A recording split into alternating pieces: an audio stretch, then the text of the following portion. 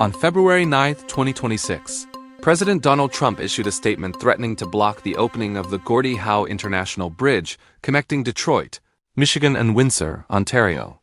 This announcement came as the $6.4 billion infrastructure project neared completion after years of construction, with opening scheduled for early 2026.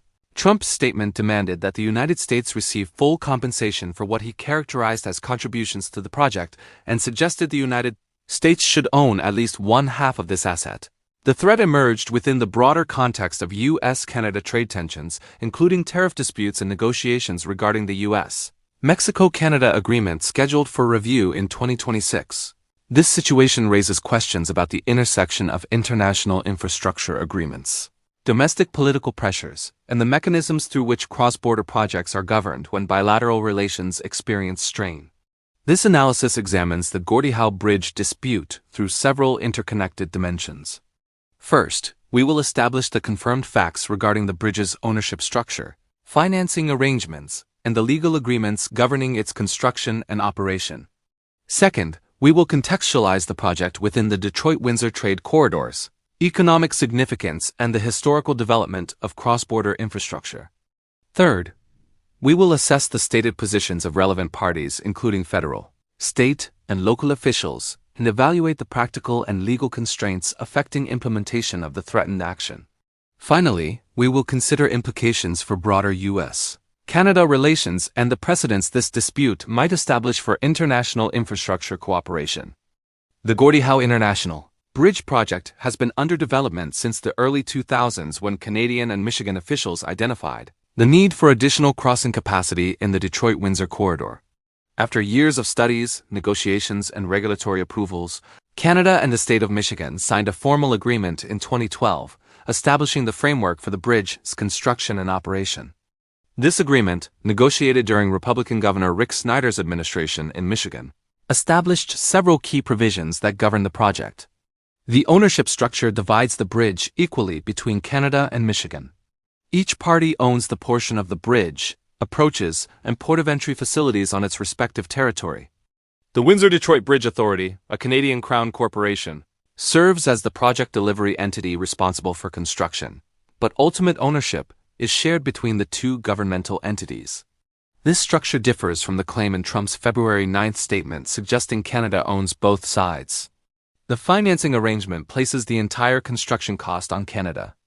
The Canadian government committed to funding the estimated $5.70 to $6.4 billion project through Canadian taxpayer funds, with the understanding that these costs would be recouped through toll revenues after the bridge opens. This financing model emerged from political and fiscal realities in Michigan, where state budget constraints and public resistance to additional infrastructure spending made Michigan financing politically difficult. The 2012 agreement resolved this impasse by having Canada assume the financial burden in exchange for toll revenue rights until construction costs are recovered. The toll revenue structure establishes that Canada will collect all toll revenues initially to recoup its construction investment. Once the construction costs are fully recovered, toll revenues will be shared between Canada and Michigan according to the ownership split.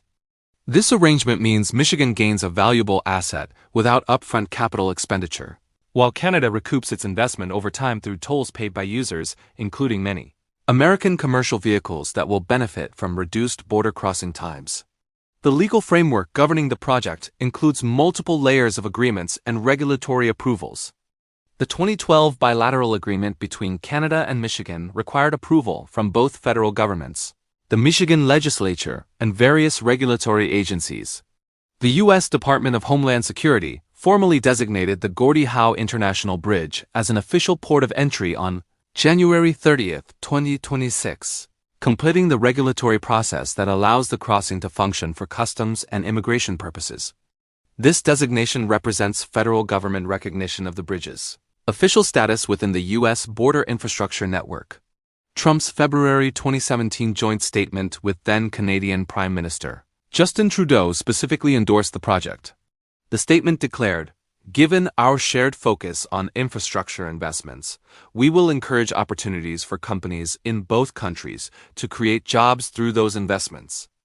In particular, we look forward to the expeditious completion of the Gordie Howe International Bridge. which will serve as a vital economic link between our two countries. This prior endorsement from Trump's first administration created the apparent inconsistency between his earlier position and the February 2026 threat. The economic context for the bridge centers on the Detroit-Windsor corridor, its role as one of North America's most critical trade crossings.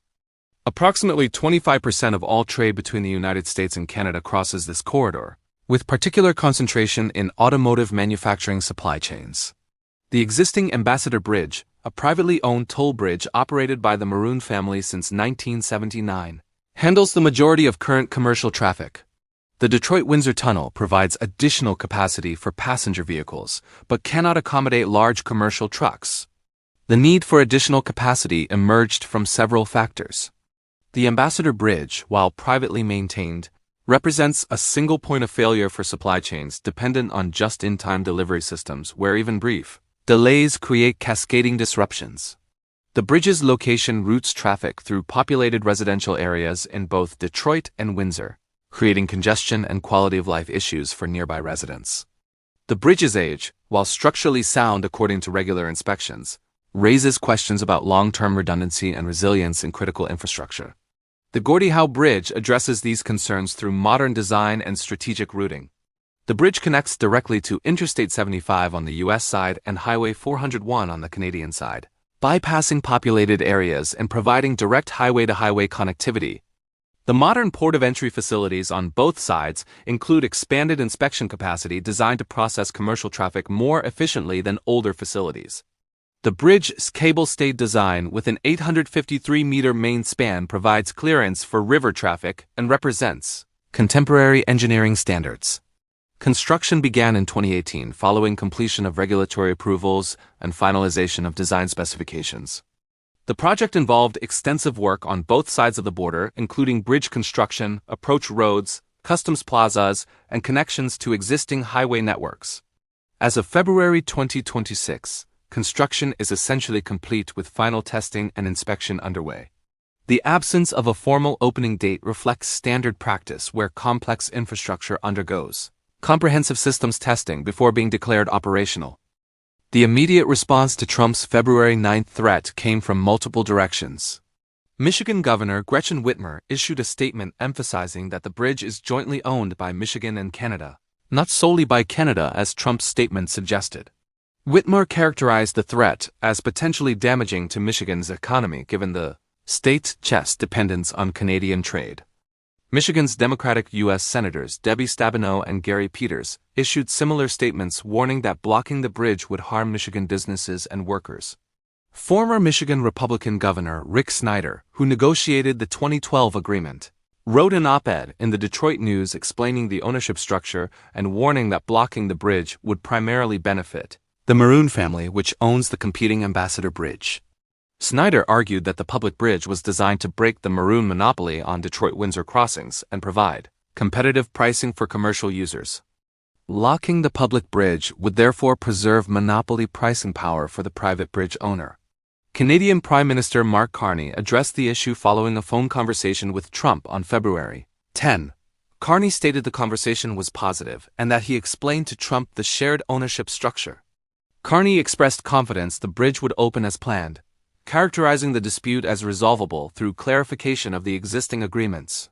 Windsor Mayor Drew Dilkins called Trump's threat insane and emphasized that Canada funded the project as a gift to North American supply chains that comes at no cost to American taxpayers.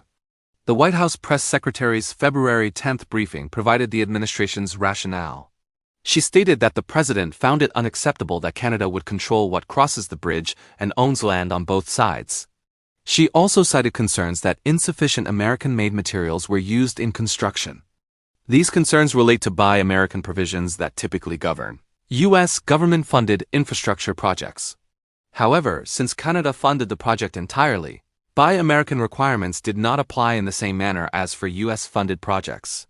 The legal mechanisms available to block the bridge's opening are limited and would face significant challenges. The bridge is on track to open because it has received all necessary regulatory approvals from both countries. The Department of Homeland Security's January 30, 2026, designation as an official port of entry completed the federal approval process. Revoking this designation would require demonstrating that the bridge fails to meet safety, security, or operational standards, a difficult argument given that the bridge was built to modern specifications and has undergone extensive inspection. The shared ownership structure means that neither party can unilaterally make decisions affecting the bridge's operation without violating the bilateral agreement. Michigan's ownership interest creates a legal complication for any federal attempt to block opening, as the federal government would effectively be preventing a state from utilizing infrastructure in which the state has ownership rights. This raises federalism questions about the extent of federal authority over state-level infrastructure decisions. Trade agreement obligations under USMCA create additional constraints. Blocking completion of agreed infrastructure that facilitates trade between parties to the agreement could be interpreted as violating the agreement's provisions regarding maintaining open trade flows. Canada could potentially seek dispute resolution through USMCA mechanisms if U.S. actions prevented the bridge from operating despite meeting all technical and regulatory requirements. The Ambassador Bridge dimension adds a private interest element to the dispute. The Maroon family has opposed the Gordie Howe Bridge since its initial proposal, viewing it as direct competition that would reduce traffic and toll revenues on their privately owned crossing. The family spent over $33 million in 2012 funding a Michigan ballot initiative that would have required voter approval for any new international bridges or tunnels. Michigan voters rejected this proposal by a 59% to 41% margin, clearing the way for the project to proceed. Reports indicate that Secretary of Commerce Howard Lutnick met with Matty Maroon shortly before Trump's February 9 threat. Congressional Democrats sent a letter to Lutnick on February 11, requesting documents related to any communications between Maroon family representatives and Commerce Department or White House officials regarding the Gordie Howe Bridge. This timeline raised questions about whether private interests influenced the administration's position on public infrastructure. The trade war context frames the bridge dispute as one element in broader U.S.-Canada tensions. Trump administration tariffs on Canadian goods, Canadian retaliatory tariffs on American products, and disputes over various bilateral issues have created an atmosphere where infrastructure cooperation becomes entangled with trade negotiations. The timing of the bridge threat coincides with upcoming USMCA review processes and negotiations over various bilateral economic issues. The precedent implications extend beyond this specific bridge. International infrastructure projects typically rely on long-term agreements that provide predictability for planning and financing. If such agreements can be reopened or challenged based on political tensions unrelated to the infrastructure project itself, it creates uncertainty that could affect future cross-border cooperation. Private investors and government partners need confidence that completed agreements will be honored even when broader bilateral relations experience difficulty. 3 scenarios emerge from analysis of this situation. The first scenario involves resolution through clarification and reaffirmation of existing agreements.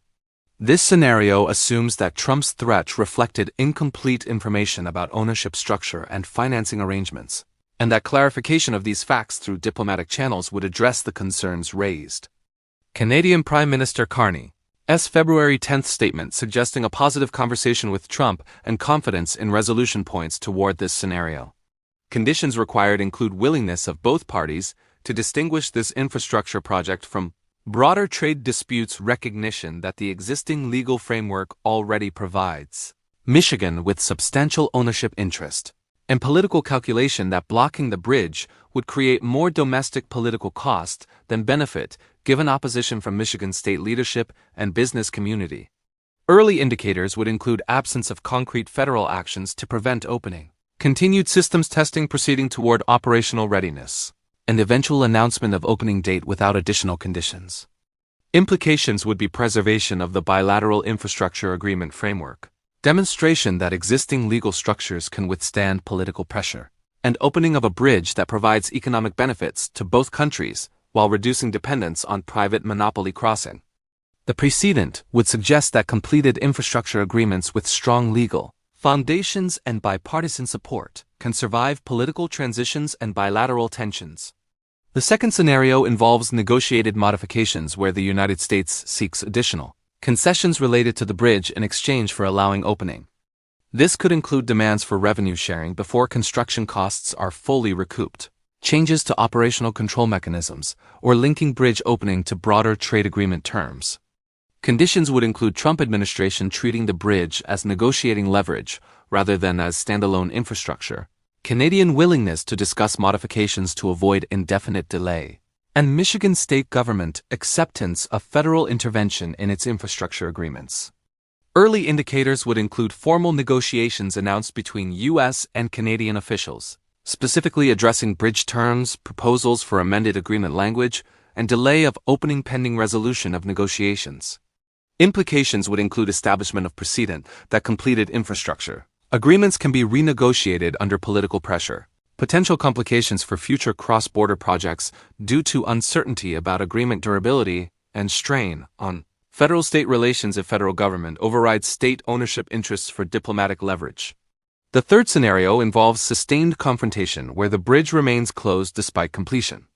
This scenario requires the administration to find legal mechanisms to prevent opening despite existing approvals, willingness to absorb political costs from Michigan business community and state leadership opposition, and calculation that leverage gained in broader trade negotiations outweighs costs of preventing bridge operation.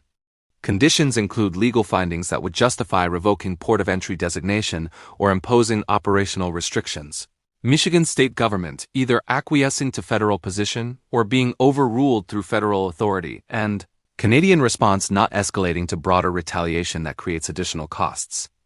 Early indicators would be federal regulatory actions targeting the bridge specifically, legal challenges from either Michigan or Canada, an extended delay of opening beyond timeframes justified by technical considerations. Implications would include significant disruption to trade flows as existing crossings handle increased traffic without additional capacity, legal precedent for federal override of state infrastructure interests, damage to U.S. Canada bilateral relations extending beyond trade issues to infrastructure cooperation, and demonstration that private interests can influence public infrastructure decisions through political channels. This scenario faces significant practical obstacles given the legal, political, and economic costs it would impose. The Gordie Howe International Bridge dispute illustrates tensions between political rhetoric and infrastructure reality. The confirmed facts show the bridge is jointly owned by Canada and Michigan, with Canada financing construction costs to be recouped through toll revenues. Existing bilateral agreements from 2012, supported by Trump's own first administration in 2017, established the legal framework that has guided the project to near completion. Michigan state officials, business groups, and local leaders oppose blocking the bridge, viewing it as economically beneficial to the state and region. Three plausible scenarios range from clarification-based resolution, reaffirming existing agreements, to negotiated modifications seeking additional U.S. benefits, to sustained confrontation preventing opening. The first scenario appears most probable given the strength of existing legal agreements, Michigan's ownership interest, political costs of harming state economy, and limited federal legal mechanisms to prevent opening of infrastructure that meets all regulatory requirements. What remains uncertain is whether the threat represents a negotiating tactic that will resolve through diplomatic clarification, a genuine attempt to renegotiate completed agreements, or an opening position in broader trade negotiations where the bridge serves as one element of leverage. The outcome will depend on factors including priorities assigned by administration to this specific issue relative to broader U.S. Canada trade agenda, Michigan state government's willingness to defend its infrastructure interests against federal pressure, and Canadian response strategy balancing infrastructure cooperation against broader bilateral relationship considerations.